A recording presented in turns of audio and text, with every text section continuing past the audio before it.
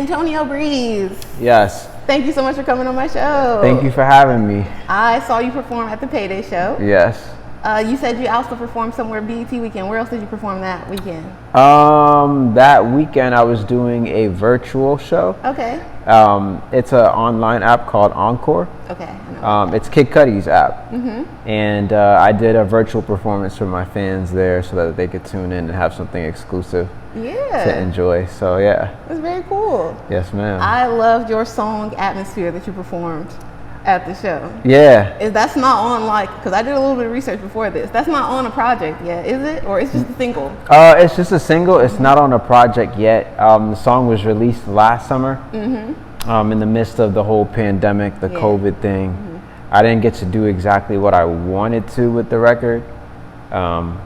So that's why it was just a single, and nothing really else transpired, like a video or it being on a project. That was gonna be my next question. Are we gonna get a video for it? It's in the works right now. Actually, we had a few meetings about the video and trying to get it accomplished. Mm-hmm. It's midsummer now, so like we just trying to see like, should we go back and do that video, or should we like move forward with something that's a little more current? Yeah, because the Afro beats thing is something that I've been testing the waters with frequently, and I have more of them like in the tuck. So it's like we're not really sure. On the subject of Afro beats, one of your projects, well actually two of your projects, is called The Migration Narrative. Mm-hmm. So are you from somewhere else? Are your parents from somewhere else? So The Migration Narrative, those projects were more of my intimate projects, hip-hop projects. It touches roots on my ancestry. So my mom's side of the family is from the okay, it gets complicated. My biological grandfather is from the Dominican Republic. Okay.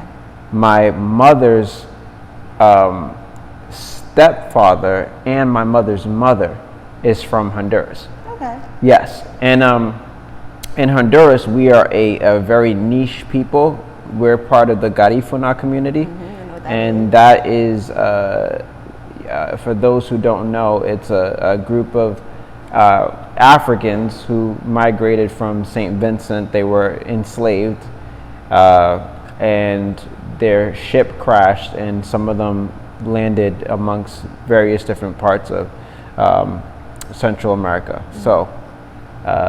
But the thing about that group of people is that they, unlike a lot of other people that were enslaved, they held on to their culture really They held tight. on to their culture. And that's why I make references in a lot of my rap music about like, like I don't have the typical narrative of like, yes, my like ancestors were enslaved, but like there's a certain pride that, like my ancestors, were able to hold on to, like you said, their culture, and that's a very beautiful thing. It's very rare, and a lot of us, we need to say more about our culture and share the Garifuna community a little bit more, because there's not a lot of us, and a lot of people don't say the word. A lot of people they try to like water it down and describe it as something less than what it is, and it's actually a beautiful thing. I think that when you cater to niches more, you stand out,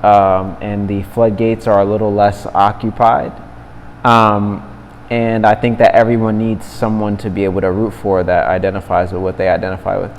Yes, and I think that, especially like you're saying, with the niche community that a lot of people don't know about, or the history isn't like popular and talked about a lot. Yeah. If you can be that person to rep for it, it's like you put on for the whole, If you're a Vietnamese singer, the whole Vietnamese community now is like supporting you. That's my person. Yeah, that's my person. Yes. So I think with Garifuna music, it's one of those things where like there's my great uncle, my mother's uncle, my grandmother's brother, is a man by the name of Aurelio Martinez. And he's one of the biggest influences in the Garifuna community. When I was a kid, I was told he was the Michael Jackson of Garifuna music. And when things are in your family, you don't really believe it that much. You don't take it as serious. You don't take it as serious. So then I grew up and I started watching from afar, and I'm seeing him perform at the Kodak Theater. I'm seeing him perform at like Carnegie Hall. I'm seeing him perform. He's a Rolex artist. Have you ever heard of an artist signed to Rolex? No, I haven't either. From the old time. Right. I want a Rolex, and that's what a lot of rappers want a Rolex, but they have to buy theirs. Yeah. He's getting his for free. Oh, so he's like in their Rolex, yes. Rolex music group. Right. He's an artist, and that just goes to show you. And I think I'm not really sure of his age, but let's just say it's like between 40 and 50. Every month, he's still out here in the streets. Every month, he's in a new city or a new country. He's done shows in Tokyo and in China, and there's people that come to listen to this music and know these lyrics. So when I think of like rap music, how oversaturated it is, I'm like, nah, like I have something that number one is rare, number two, it's unique, number three, it's my direct ancestry. Why would I not try to like tie these things in and be a little bit like different? Yeah, give us something to stand out. Yeah, because like I said, I'm also part Dominican. A lot of people would rather voice the Dominican because it's more popular in America. More popular. You don't want to say you part of the tribe, because then everybody's gonna be like, what? You want to go for things that's more explainable and more glamorized. But like, the only reference that I have that's close to that is for African American people. We have the Gullah Geechee people, on the islands by Florida, and like the only rapper that ever talked about that is Rick Ross. Yeah. And it was like in passing, like, oh, I'm a Geechee nigga, blah blah blah, but not talking about the history of those people and how it's very similar to the Garifuna. They kind of kept their culture even though they were enslaved. Yeah. Fought their way out and different things. Yeah. So it's like, if you would have repped that some more, people could have learned a lesson. And the thing is too, I think that. What was I going to say? I think that like people, these niche communities, just like LGBTQ or all these, I'm a little lost for words, categories or niches, they want someone new and someone fresh and someone popular to, voice, put them on the map per se. Just like if you're from California, but you're not from LA. There's this like Old Town Road. Yes. You wish that like somebody could, bring some sort of light or awareness. My last guest, that's what we talked about. Like, we're an hour outside of LA and they treat us crazy. Like, we're from the state. Right. But if you were to like claim that, now you got that whole city that's like, they're proud and they want to back you. You know what I mean? Nobody knew about Fayetteville until J. Cole, and you know what, and that's crazy, and like I said, bringing it back, like seeing my great uncle do these things. I've sampled some of his records. Would you perform with him? If I could. Okay.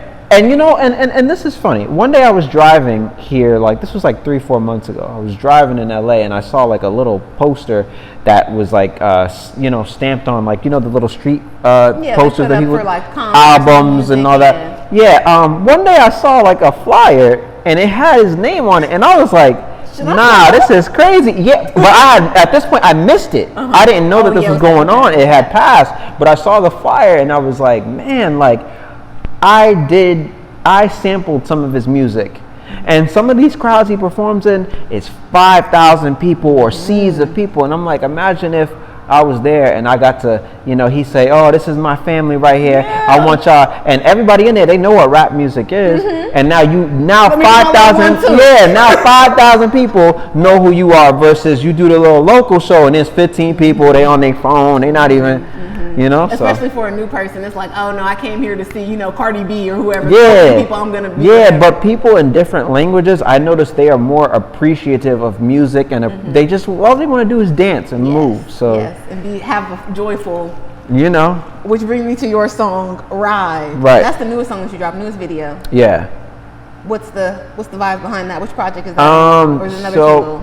That was another single, but I believe that it will be on a project. I might wind up like, you know, putting together a little EP of, Yeah, you know, R&B guitar type I was of gonna things. say, because Ride is way different than your other songs. It is. And what's special about it is that that song was written 4 years ago. Oh, well, okay. Yeah. I always say good music doesn't get old, the beats get old. You know, the 808s and the hi-hats and things like that, those always change, but the music, good music and good hooks, good melodies, they're timeless. So that song came out 4 years ago, and I wrote it 4 years ago, and the old beat that it was on, it still sounded good. But I started working with this new producer, Ocean Luciano, who's from out here in LA, and I was like, you know what? Can you, like, what would you, if you could reimagine this beat, what would it sound like? And that's when he remade the beat. The original was produced by this guy named KJ, and he does like a lot of like Meek Mill and Lil Durk and stuff like that, like you know, industry beats. Yeah, he has a lot of big placements. So it was tough, like, you know, having someone who has accomplished all those things, and you're like, man, I could ride this wave, but me and Ocean, we just have like a real like good connection, and he just gets me, and you know, when he sent it back, I was like, I can't deny this is fire. Okay, so you did what was best for the song instead of going after the popularity. Yeah, absolutely. Or the connection. Yeah, absolutely, because like, you know, you don't find like people that are so genuine and that like you can click with all the time. It's hard being in this music industry, and you know, I met Ocean on Twitter. It was on accident. Like I don't know. I don't want to say accident because it was fate for us to meet, but it was just in passing. And he sent me a beat one day, and I recorded to it, and I was like, man, like, all right, the only thing is like I don't got a studio. And he was like, man, what you need to do, you need to start recording on your own. I was like, all right, you know, I kind of like ignored it. Then I started like getting into songwriting with Troy Taylor, who's a very successful, very, you know, well-known producer in the industry, and he wanted to tell me the same thing. So combining those two, I started recording from home, and I started sending my vocals to Ocean, and he started making the beats, and we just kept going from there. That's what's up. Yeah. So just for more organic situation, easier Absolutely. to flow. Absolutely. Probably easier to like go back and forth creatively too. Like, ooh, I would change this, or I would do this. Or yeah, that. yeah. Someone's more established, just like take this beat and go. It's a hit. Yeah. Or, you know, people who are more established, their problem tends to be is like they can't really dedicate that much time or make you a priority.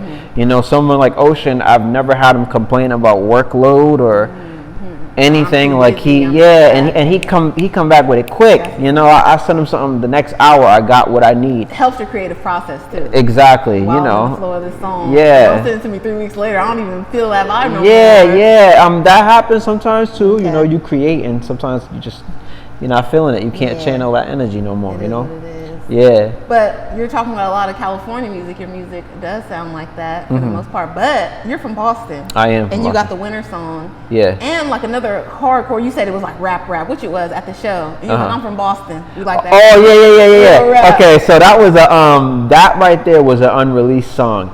And I just been performing it because like I just feel like it's like some hype or whatever. But yeah, I'm from the East Coast, and I feel like lyricism is more of a thing there. Yeah. No disrespect to the West Coast, but we're party. Yeah, and it's just like it's just different. When I go to shows and I listen to the West Coast rappers, sometimes I just be like, kind of like tune out a little bit because it's like sometimes, not all. Yeah. It's like too aggressive. It's like. As an LA person, I'll say it for you. We are either gangbanging or we're partying. And it's like it's not a lot of. Or we're sad about gangbanging. It's not bad. The music isn't bad, but I would just say like the lyrics tend to be a little bit more like simplified. And you take like a Nipsey Hussle, which in his earlier projects the lyrics were like more complex. And then I would say, in my opinion, from when it came to Victory Lap, I noticed like it started getting a little bit more like simplified. Yeah, we can't talk about Malcolm X and all that shit. But his simplification was still like, it was still hitting. You know what I'm saying? It's still coming hard, but I was getting deep. All my life, grind and sacrifice. Yeah. You see how you could like immediately start singing along, but it's hard. But not everybody has that. No. So that is the thing where I'll say, yeah, about LA rap. Like Roddy Ricch kind of had that same thing with The Box, and that's why people kind of said he fell off with the second project, because there was no chance, there was no, like, all my life anybody can repeat that. A person that don't know English can learn that song and chant it. But the more complex things, you're being deep, you're talking about lyricism that would be more New York. People don't feel that out here. They like, oh, he's trying to preach, he's trying to teach us. Right. The only person on the West Coast that that I feel like kind of rap is like Kendrick in The Game, and pardon my ignorance because I know that there's more out there. But those are the popular ones. But those are like the popular ones that are coming to me at this moment.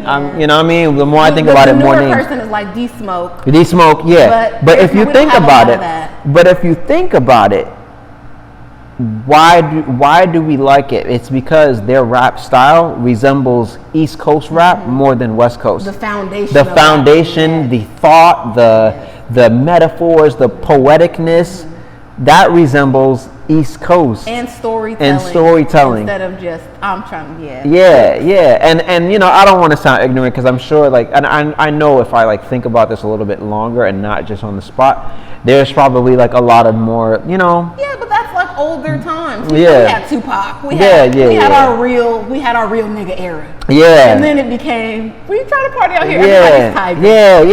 It's different. So I'll say that. But I'm from the East Coast, and lyricism means a lot to me. How long have you been in California? I've been here for 3 years. Okay. So in this time, did you find out about, you know, the California way and, you know, getting into your project views and likes, how that shit matters out here, boy. It's like real life social media, like The Sims. You talking about the Snapchat record. When I was no, not Snapchat yet. Oh, not Snapchat yet. Ask about Snapchat. Okay. Just the whole project, views and likes, being in LA for those 3 years, was it like a crash course in that? As opposed to being on the East Coast, it's a little different. People are a little bit more real, laid back. I would say that when I made views and likes, it wasn't just due to the West Coast. It was just in general. Okay. The area. Times has changed. And I realized, like, social media has a lot to do with everything, and like, you know, everybody's. And you'd be a fool to not factor that in when you're calculating stuff, when you're thinking about. Like it's just like, man, like everything is about like likes, and you know, I remember when Instagram used to be like, you know, you would post a picture of like this table with the plant. You know what I mean? It'd just be like this, and now it's like, you know, everything you see is like body, booty. You know, a girl studying, and then like, you know, they're showing they you know, they thirst trapping, and there's nothing wrong with that. But like, the more that I mature, I'm just like, this shit is kind of like toxic. You know what I'm saying? The weirdest thing for me was realizing, because you know, we're younger people, we've had internet pretty much our whole lives. It was getting on social media and seeing how older people were using it. It was like, I expect that from people my age, and you younger than me, they're wild. Like, I'm from the World Star era. But seeing like my mom's age group, my grandma's age group, like doing shit on Facebook and they jumping telling their business. It's crazy. But you know, I don't know. I made that project just, you know, trying to talk about like, you know, some real shit and like exactly what we be going through. But we're in really crazy times with this social media thing, and I think that it's sad and a little depressing if you really think about it. So the next question, or the next thing I wanted to ask you was, you got a little bit ahead of me, the Snapchat record on views and likes. Do you perform that song too? Yes. And I'm recording because I like to post the performances on the concert archive on my channel. Go watch it. Go watch that. I was trying not to laugh because the lyrics was hilarious. Like, I think she's selling pussy on Snapchat. That's. So, are you against digital sex work? I'm not against it because I mean, get it while you can, and get it how you get it. But what I will say is, I think that people should challenge themselves a little bit more. I'm not better than anybody. I don't have children to feed. You know what I mean? I make my bills on time and stuff. So I don't know what circumstances make people do things, but I would just challenge people to challenge themselves a little bit more. Like, think, is this really what I want to communicate about myself, my sexual abilities? Is that what the first thing when someone goes to my page, is that what I want them to know about me? That I could, and do this, because that's essentially like what a lot of this is. And it's interesting, like as a woman, we are kind of you can't talk bad about these girls and all that. You're a hater, like But then, from a guy's perspective, that's how it's coming off to you. It's not wrong of us, the women that don't do that, to think of it the same way. It's like, damn, you sucking a plastic dick on the internet, like that's like a lot of crazy stuff, and it's just like, damn, like, and I be thinking like, yo, a lot of these women, they're gonna have kids one day or something, or they do. You see the baby in the back, the toys on the the baby toy all on the floor, and and it's just like, damn, man, like this is gonna follow you forever. These things don't delete. You delete it, but notice it say archive. My thing is always, because I feel like, have fun. You're young, whatever, life is life. But the internet, like you're saying, there's a certain degree of permanence there. Yeah. And I remember, like, I had a different school experience. I went to private school and stuff, and we had FBI people come, and they're telling us about the internet, and like, when you just your internet history, and if you getting under a certain type of trouble, we search everything, we could find it. No matter if you deleted it, if you're on a weird chat board, if you're sending a certain type of emails, we can find it. Yeah. So it's like, if you're in this stage, you're 18, because that's what blows my mind is the young people. You're 18, 19, you're an OnlyFans girl. Okay, you're popping. You got money, it seems popping right now. But when you get 25, you might not feel that way no more. And this is what you've been putting out. And what's even more scarier is that, like, I don't think that the women who have these OnlyFans pages, to some degree, I don't think some of them understand, like, what they're actually getting themselves into. Because you may have an OnlyFans, and your objective is not to participate in sexual things, right? You're trying to bait people. You're trying to not catfish. You're trying to get them. But the customer on the other end is not playing games. And if this nigga see you out at the mall, it's up, because he feels like he's seeing you naked. He's seeing you naked, and I'm not condoning or saying that anybody has any rights to any advances at all. But the mind. But you've already set that, and you don't know who's behind this screen name or collecting information about what your room looks like and what you know what I mean? Like, and if you're about that life, I think like there are some people who, they always knew that they wanted to be a stripper or sexually or a porn star or whatever. If that's who you naturally are, and I think this might sound crazy, but I think that you can tell when someone's genuinely, like, this is their personality. I feel in LA, I've come across them. Those girls are like, they know what's up. But they're about it. Sunday morning at church, you catch them at that's who they are. They're going through their life a different type of way than the girls that are kind of playing at it, I would say. Yeah. What's up? They're only showing certain things. Because you can tell. They don't have all the social media outlets. They be like, this is my only Twitter, no Facebook, no Instagram. Yeah, but you can tell which one. My sadness sometimes comes from the ones that you can tell, like, that's not who they are. Yeah, it's a means to an end. Yeah, but it's like, why? That's not how you really are. I done watched you for like 10 years on Instagram. I seen your parents put you through private school. They loved you. They took care of you, and now you want to do this. Yes.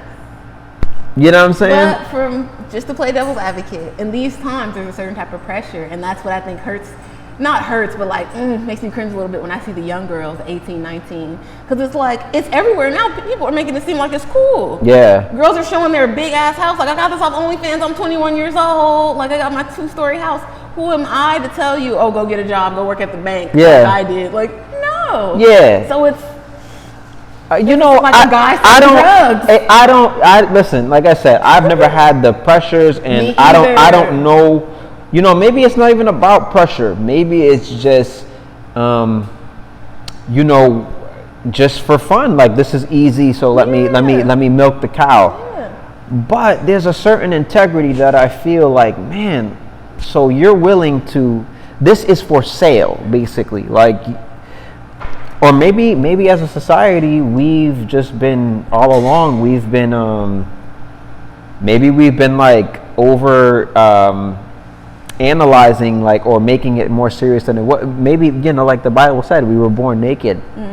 Maybe it's not a big deal and we're just making it a big deal. So maybe someone getting money is just an easy lick.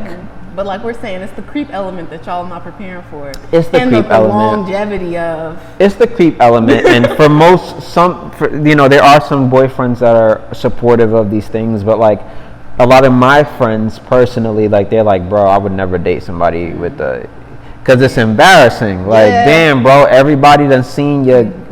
I guess or could, and I guess some women are like, well, they could see, but they can't have me. You the one who have me, but it's like.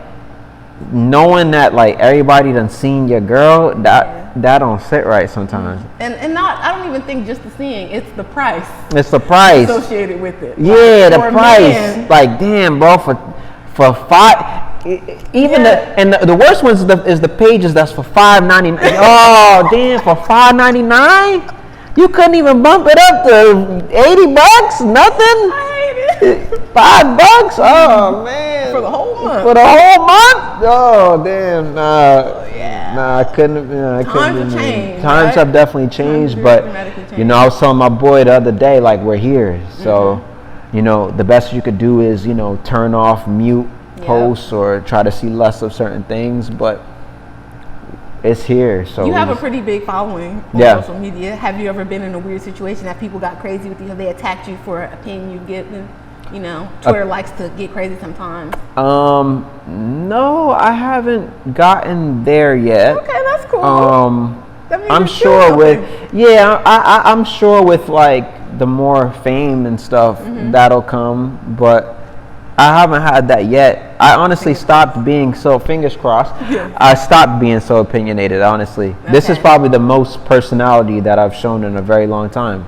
And that's crazy, but I feel like that's protecting you, and that'll get you farther, because these days it's like they want it, and then they'll tear you down for it. Yeah, they want you to talk just enough so they can use a clip. Yeah, but I think honestly, my objective with social media, I had that phase where I tried to be the cute boy and stuff like that for many years. Okay. Modeling and all that, and like just the last year or so, I started being like, you know what, less of that. Less videos, talking, less rants, and just more of like the music. Like that's what I want to be known for. So the music. Yeah. So I saw you, like we said, performing at the Payday show. It was very good. Thank you. Would you like to go on tour with any more popular artists to like get your name out there? We already mentioned, about your relative. That would be cool. International introduction. Yeah. What about rappers, singers, anybody you would want to? I would love to tour. That would make the most sense, and I think that's the most easiest way to convert fans. Yes. Fans, supporters, whatever you want to say. And the reason why I feel that way is because, like, with social media, you have more reach, but people's attention spans are a little bit shorter. And with music, I feel like it's actually harder to be viral on social media. Because there's so much. And if you think about it, if you step back and you think like, okay, if you're TikTok and Instagram, you know that there's like 1 billion people rapping.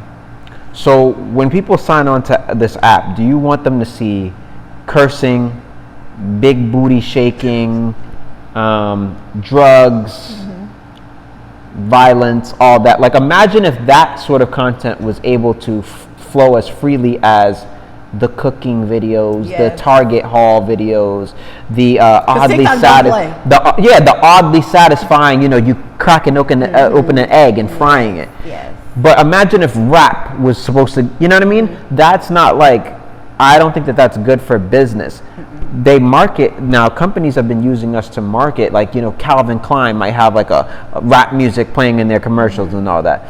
But that's different. And it's a certain type of rap music. It's a certain type of rap music, and these are things that can be controlled. But they can't always control what we're uploading and as fast as we're doing it. And how many. So, with that being said, my prediction is when you hashtag rap, hashtag music, hashtag artist, I think honestly those things suppress you. And then you have to pay for the ads, and the ads don't work really because there's too many people paying for ads now, so it's it's washed. So I think the best way to get a fan base now is to do the shows. For some reason, when people see you in person and they see you share, it's a connection. That's the same way that we connected. And those impressions, I feel like everyone who see me at a show, they follow me for life. Everyone that I met on Instagram, they follow you for a couple months, and then once they see like, oh, you know, once they get into a relationship or your life no longer suits them or they're feeling in this funk, they unfollow you. But those people that you met sharing a craft and you've comforted them in some way, shape, or form during a performance or something, those people stay for life. Yes.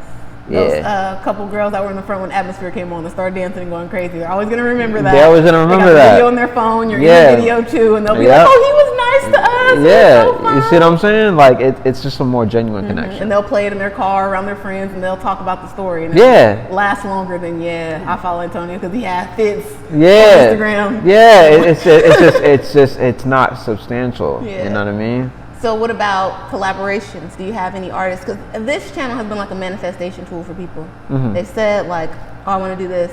My friend recently, I want to photograph some female rappers. Last night she met Meg. She got to take pictures of Meg.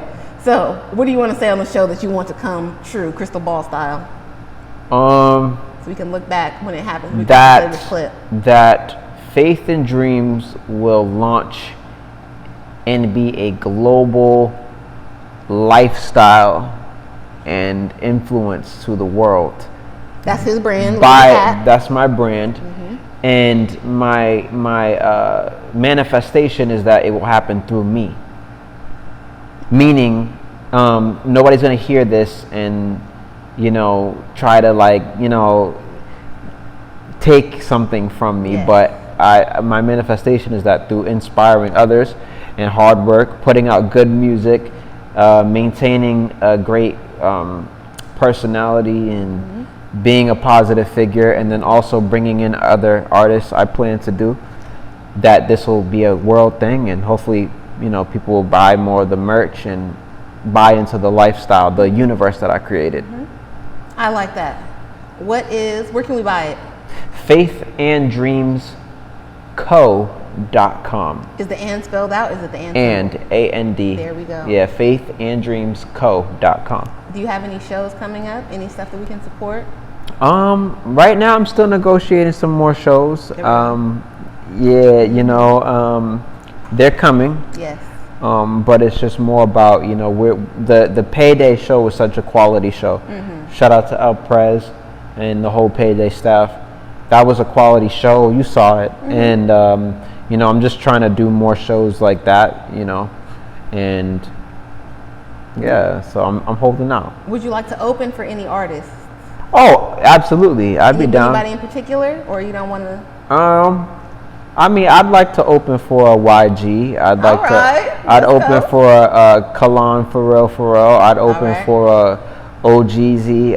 Anybody from LA that's doing something, because, you know, I moved here to make it happen. So, you know, the people who are relevant. I don't know everyone, but those are some of the names that I know.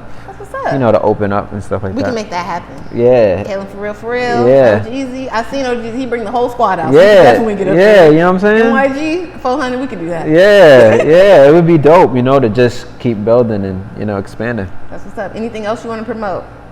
Talk about? Nah, just, you know, again, Faith and Dreams Co. It's the go watch the ride video. The ride video, and I got more music coming out, and it's gonna be a good rest of the year and years to come for me. Yeah, Antonio Breez, ladies and gentlemen. Follow him on all social medias. Subscribe to the channel. Thumbs up this video. Leave us a comment. And we'll see y'all next time. Bye. Bye.